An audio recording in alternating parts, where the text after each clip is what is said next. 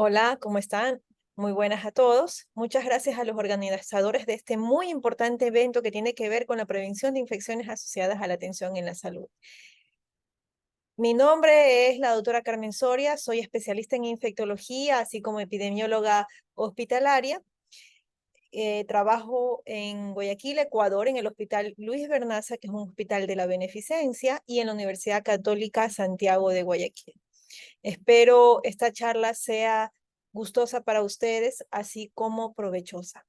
Vamos a conversar sobre los enterobacteriales productores de carbapenemasas, mecanismos de resistencias, carga y problemática de este tipo de multidrogoresistentes, la epidemiología, tanto de Ecuador como Uruguay, los factores de riesgo asociados, algo del diagnóstico, el tratamiento y los mecanismos de control.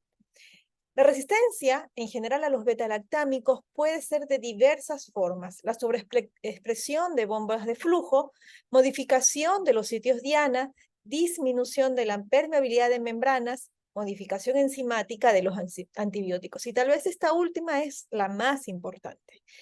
Dentro de las enzimas podemos producir beta-lactamasas, las BLES, que son las beta-lactamasas de espectro extendido que pertenecen a la clase A del grupo 2, las AMC, que pertenecen de acuerdo a la clasificación de Ambler al grupo C, grupo 1, y las carbapenemasas de la clase A, donde están las GES, SME, las muy reconocidas KPCs, las clase B, que son las metalo beta-lactamasas, y la clase D, que son las OXAs.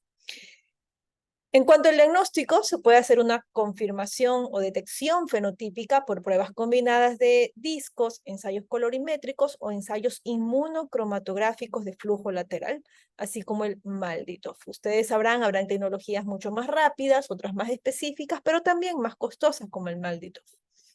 La confirmación genotípica en estos momentos a través de la reacción en cadena de la polimerasa es importantísima, como veremos a continuación, no solo para el diagnóstico molecular, sino microbiológico y obviamente de tratamiento. Es importante además conocer a qué tipo de clon pertenecen, nos ayuda a determinar cuáles serán nuestras medidas de control.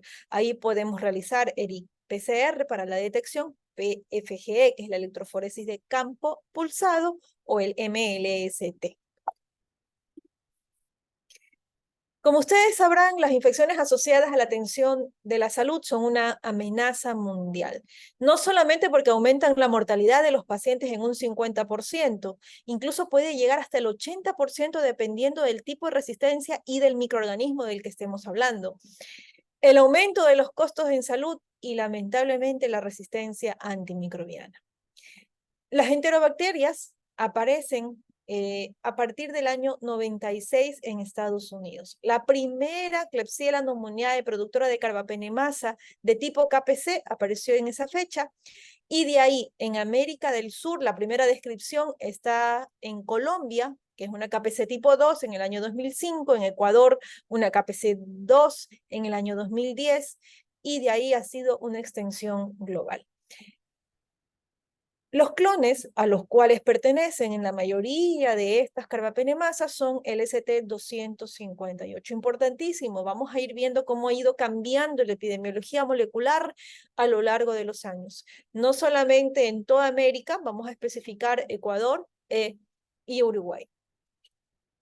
Quisiera nombrar una publicación que se hace en el año 2009 que habla sobre la pérdida de años perdidos en este tipo de pacientes. Se dice que los pacientes que tienen infecciones multidrogoresistentes pueden perder hasta el 50% de sus DALIs, que son los días asociados a discapacidad. Pero bueno, ¿qué es lo que encontramos en Uruguay? De acuerdo a los reportes que se encuentran en la literatura, está en primer lugar la emergencia de KPC en un hospital de Maldonado de Punta del Este, donde se reciben, ustedes sabrán mejor que yo, pacientes que provienen de otras instituciones de salud, en donde se encontró un brote por Klebsiella pneumoniae productoras de carbapenemasas tipo KPC. Interesante que ellos pudieron hacer la detección a través de biología molecular, saben qué tipo de KPC es, pero además supieron que el secuenciotipo es el ST258, como dije, es el clon que existe más frecuentemente a nivel mundial, y desde el punto de vista de electroforesis de campo pulsado, pertenecían al mismo clon, o sea, había transmisión cruzada entre los pacientes. Ellos revisaron cuál era el posible caso índice, pues realmente suponen que 17 días antes había ingresado un paciente desde Estados Unidos con una historia de admisiones hospitalarias previas. Ya en el año 2018, toman una de estas muestras de la infección de vías urinarias de uno de estos pacientes, se detecta que es el clado 1 del ST258, el secuenciotipo 258 tiene 3 clados, bueno, en este caso el clado 1, que además muestra resistencia a colistina. ¿A través de qué? El gen MGRB. Es importantísimo esta situación porque sabemos que hasta hace poco colistina y ganciclina eran las dos drogas que teníamos como último recurso para ser utilizado en nuestros pacientes, y ya en el año 2014 en Uruguay tenían resistencia a colistina. Además encontraron plásmidos replicones como el INCR, INVIP y genes de resistencia para las 4 clases de drogas, o sea, no solamente carbapenemasa, sino aminoglucósidos, fluoroquinolonas. Existe también el reporte de un brote en un hospital de tercer nivel, en el Hospital Central de las Fuerzas Armadas, con 28 pacientes, todos pertenecientes a un mismo clon de acuerdo a la electroforesis de campos pulsados. Todos los pacientes tuvieron un contacto previo con un paciente portador o infectado de una Klebsiella pneumoniae productora de carbapenemasa tipo KPC. Como podrán ver en la izquierda, se observa claramente cómo fue el registro de la curva epidémica de los casos.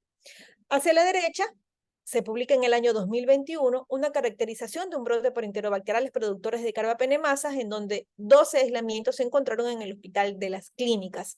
A mí me llama mucho la atención encontrar que las metalo-beta-lactamasas, la NDM1, fue la más frecuente, pero además encontraron BIM2 y KPC, con resistencia no solo a carbapenemasas, también a gentamicina. Sensibilidad de todos los pacientes, de todas las muestras a fosfomicina. Ellos pudieron hacer la secuenciación del genoma completo y encuentran que hay genes con resistencia a fluoroquinolonas, a los beta-lactámicos, e incluidos los aminoglucósidos. ¿Cuáles fueron los clones más frecuentemente encontrados? Los secuenciotipos. El ST11, que es un derivado del complejo clonal 258, que es el más frecuente, pero también se ha descrito ser mucho más virulento que el ST258. El ST14 y el ST661. En la gráfica muestro los plásmidos replicones que se encontraron en la secuenciación. Y bueno, yo quería un poquito mostrarles los estudios que hemos hecho en Ecuador en cuanto a la presencia de la clonalidad, no solo en un hospital, sino en varios hospitales. Como les comentaba, en Ecuador aparece las enterobacteriales productoras de carbapenemasas, la KPC tipo 2 en el año 2010, una descripción de Zurita y colaboradores, y en el año 2017 aparece la NDM1. Soria Segarra y colaboradores, nuestro grupo de investigación, ha realizado varios estudios desde el año 2016 hasta el momento, y hemos encontrado, al menos en las terapias intensivas, una prevalencia de carbapenemasas, de enterobacteriales productores de carbapenemasas, de hasta el 37%. 7 hospitales públicos, privados. ¿Qué encontramos de interesante? La mayor pertenecen al secuenciotipo 258, y existen 2 clones predominantes, el A y el B. ¿Qué quiere decir? Que estamos sospechando de forma muy importante que existe transmisión desde un hospital a otro del mismo tipo de clon. Interesante para nuestras medidas de prevención.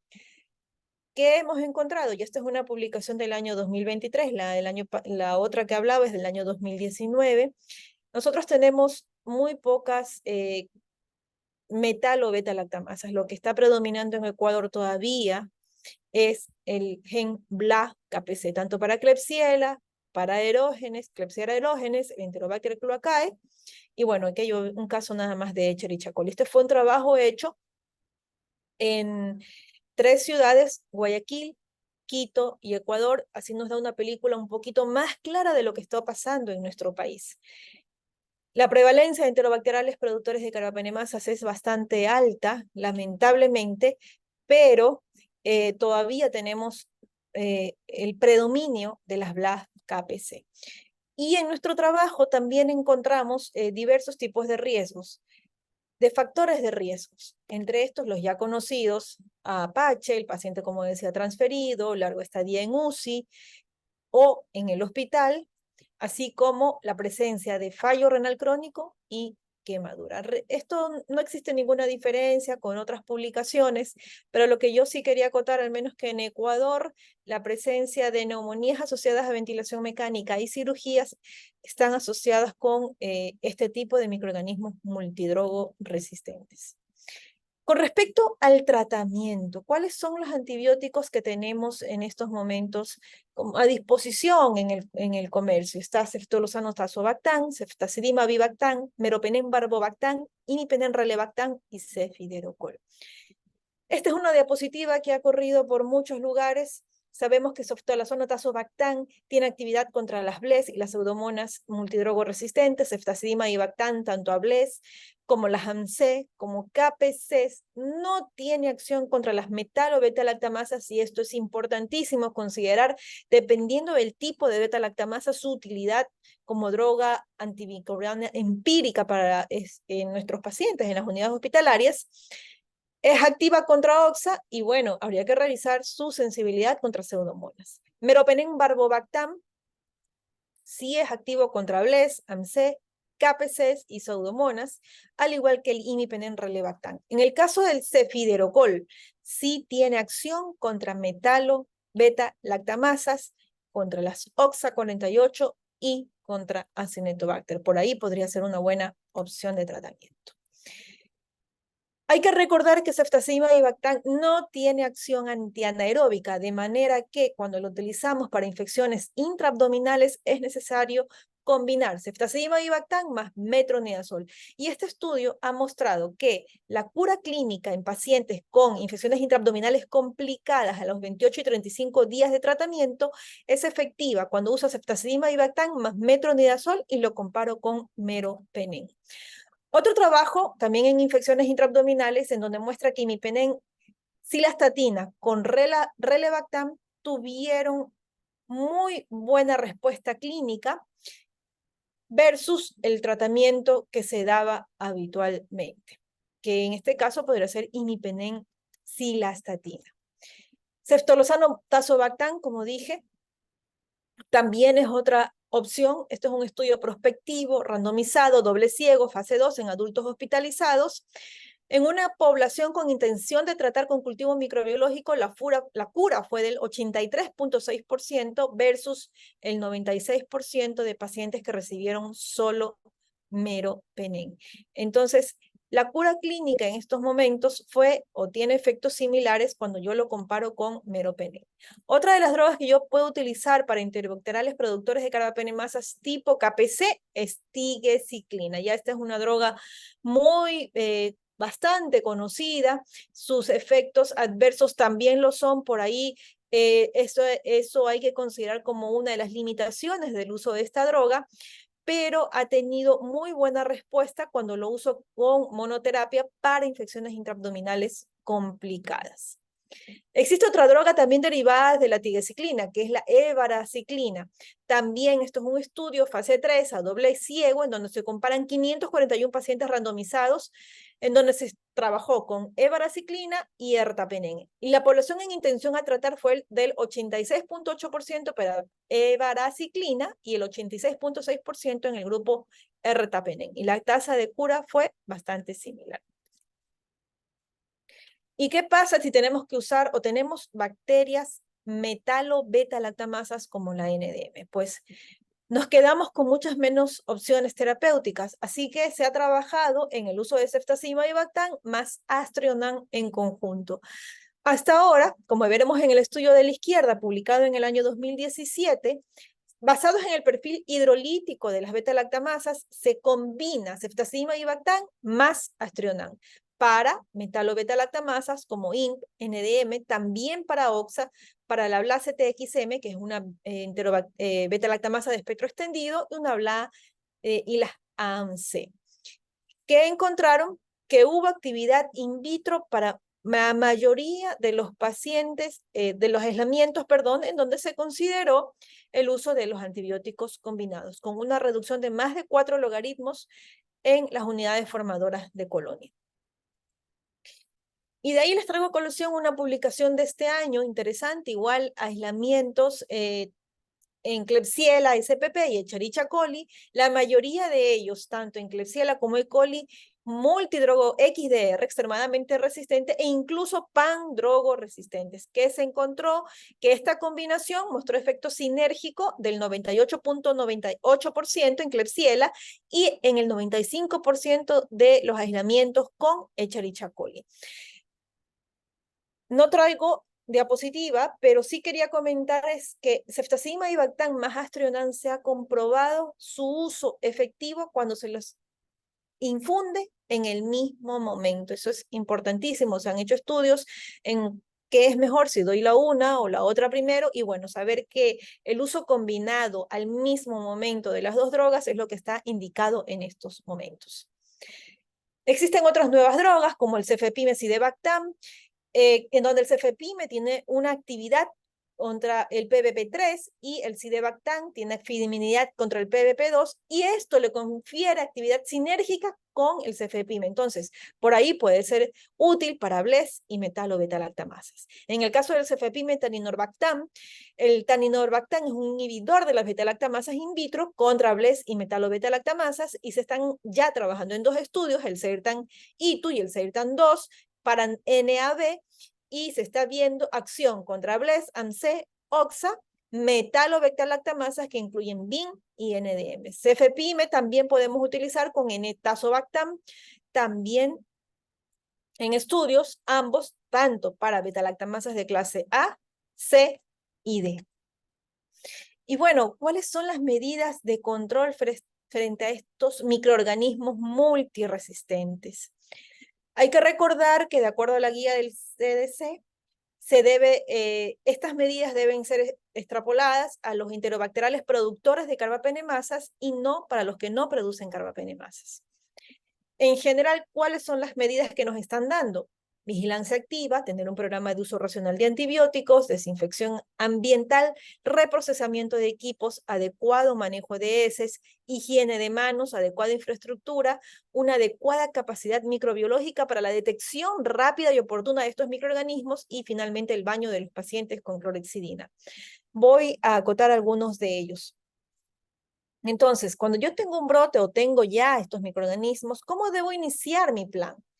Primero debo saber cómo o con qué recursos yo cuento, tanto del personal como de los equipos, o si tengo por ahí un inodoro designado para este tipo de pacientes, cuando no tengo cuartos de aislamiento solos.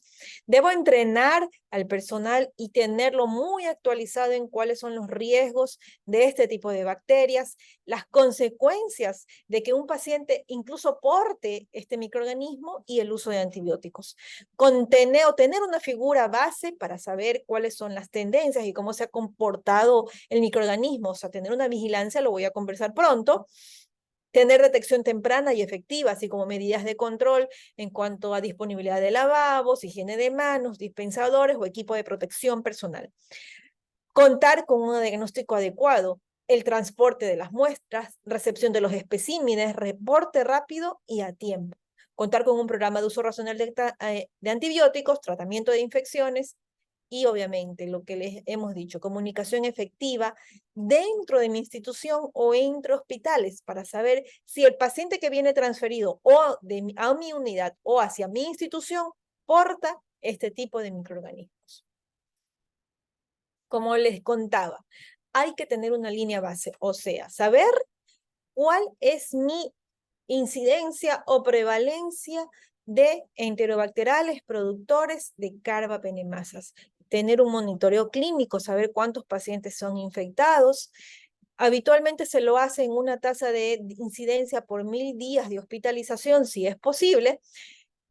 tener identificadas las resistencias a carbapenémicos, tener un reporte rápido a partir de microbiología para lograr aislar en el caso de que lo hagan, o poder tener también el tratamiento adecuado.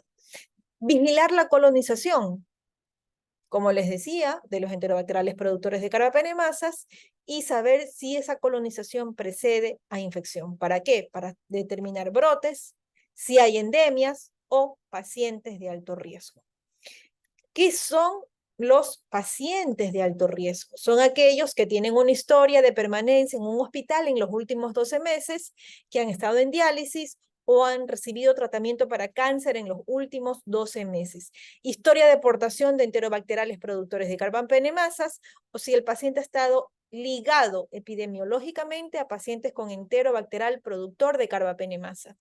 Este ligado o conexión epidemiológica no es solamente o no hace referencia solamente al paciente que se encuentra al lado de mi paciente. Hay que recordar que aquel paciente contacto de un enterobacterial productor de carbapenemasas es aquel que ha sido incluso atendido por el mismo equipo médico.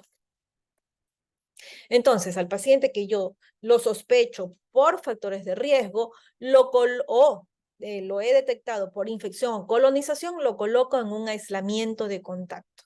Esto implica que debe estar idealmente en un cuarto solo con su propio baño.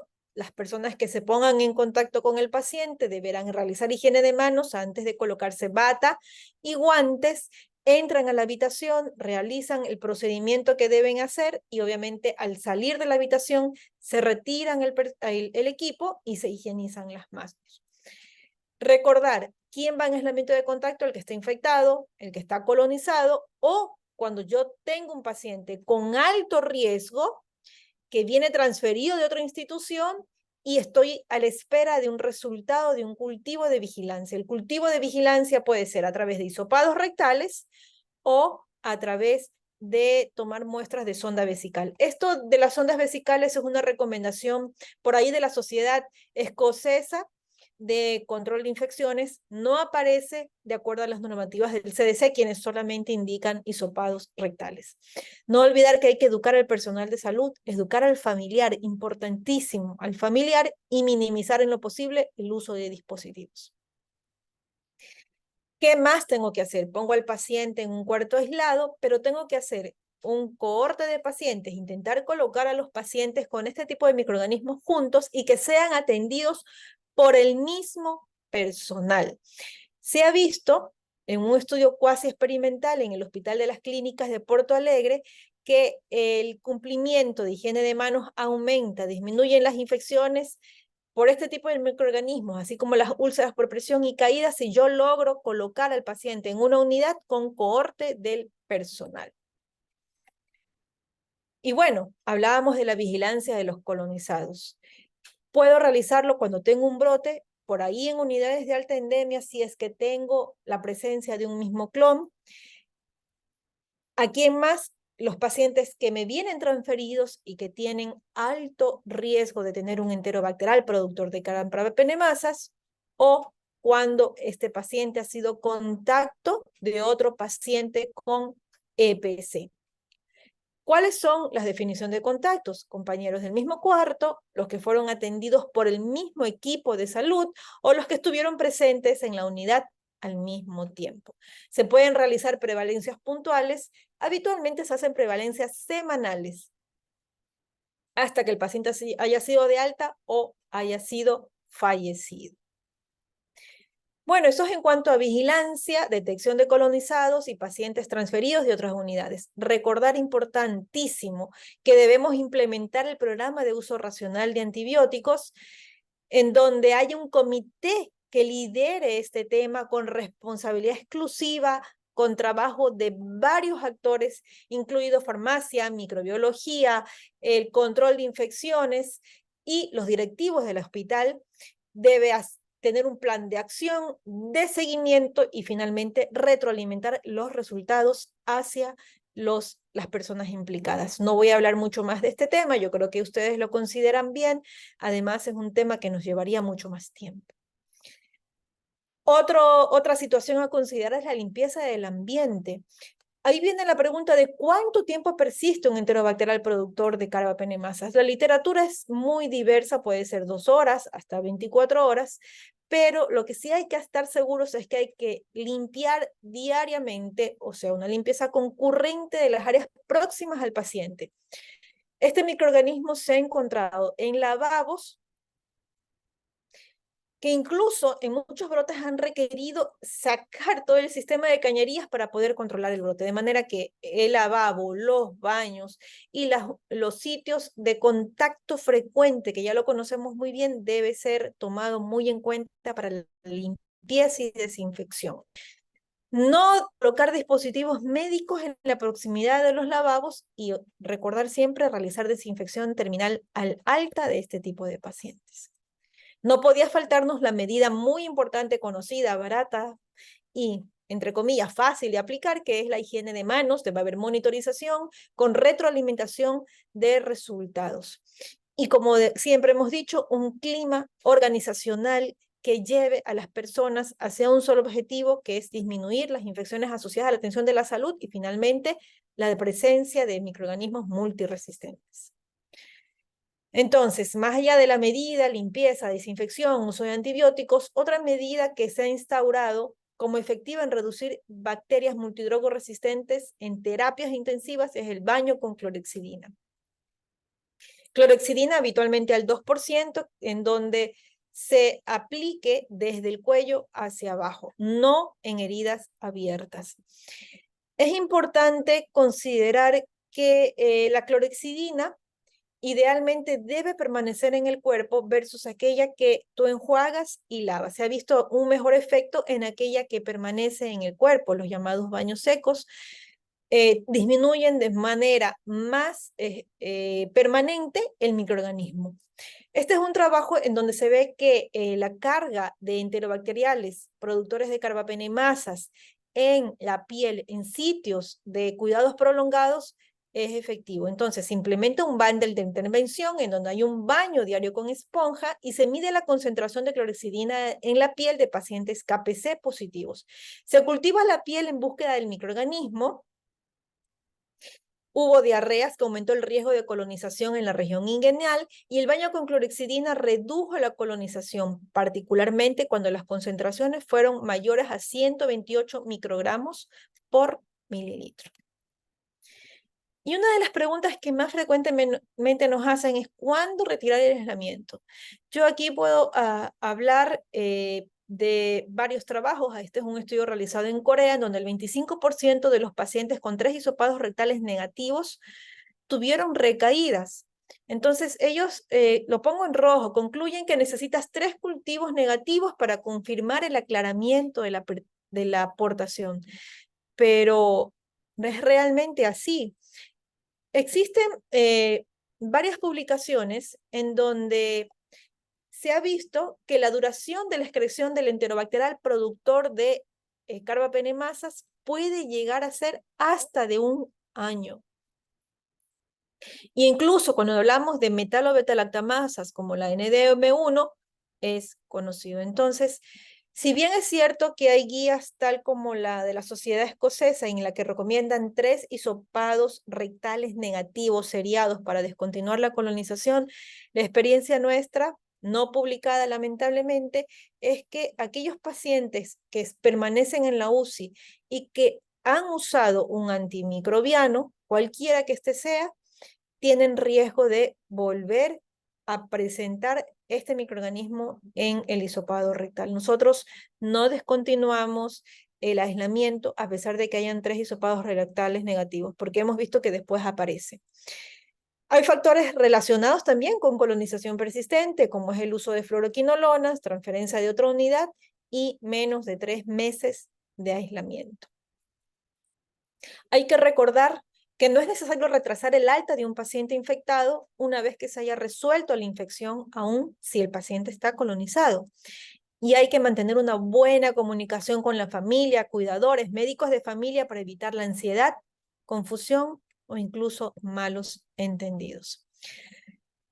Aquí yo lo que les muestro es un checklist que aparece en la guía escocesa, en donde el control de infecciones, los sistemas o las unidades de control de infecciones pueden priorizar ciertos ítems para el cuidado de este tipo de pacientes. Aquí está colocarlo en un área adecuada, ponerlo en unidades de corte, mantener las puertas cerradas y limpias en general. Y en el caso de que haya fallas para este cumplimiento, pues se debe quedar claramente documentado qué es lo que hay que hacer. Monitorizar que el personal de salud esté permanentemente higienizándose las manos, revisar que tanto el personal de salud como los visitantes se laven las manos con un jabón que puede ser tranquilamente no antimicrobiano, que use el personal de salud un equipo de protección personal, así como hay un adecuado manejo de los equipos médicos. Siempre hemos dicho dispositivos de un solo uso y que aquel equipo que sea no invasivo debe ser descontaminado entre paciente y paciente. Importantísimo recordar y hacer uso de este tipo de listas de chequeo. Y bueno, finalmente, para recordar, saber que existe una gran emergencia de enterobacteriales productores de carbapenemasas. Hay países como Brasil, Uruguay, Perú, en donde la NDM está siendo muy prevalente, pero las medidas de control siguen siendo exactamente las mismas: higiene de manos, vigilancia, precauciones de contacto, aislamiento de pacientes, limpieza ambiental y el uso adecuado de los antibióticos. Y bueno, muchas gracias. No quería dejar de invitarlos a mi querido país, Ecuador, multidiverso también y multicultural. Muchas gracias.